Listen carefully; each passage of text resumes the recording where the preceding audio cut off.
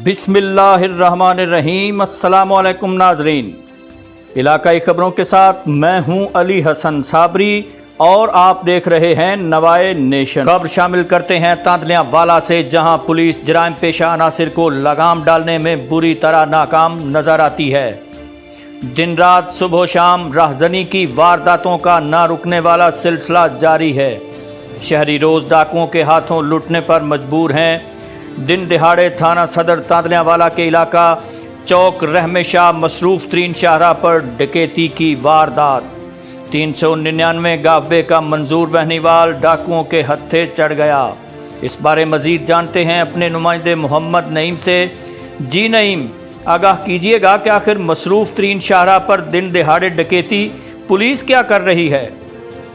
जी बिल्कुल, अवाम तांदलियावाला दिन रात डाकुओं के निशाने पर, अवाम की जान महफूज नामाल। पुलिस जराइम पेशा अनासर के सामने बेबस। थाना सदर तांदलियावाला के इलाका 452 गाफबे रहम के करीब मसरूफ तरीन शाहरा पर दिन दहाड़े डकैती की वारदात।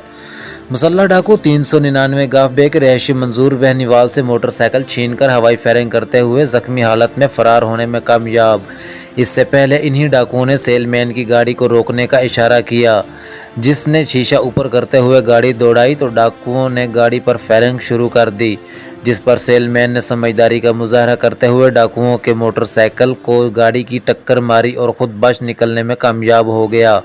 मगर डाकू गाड़ी की टक्कर से बीच सड़क गिरकर जख्मी हो गए और उनके मोटरसाइकिल का चैन भी खराब हो गया।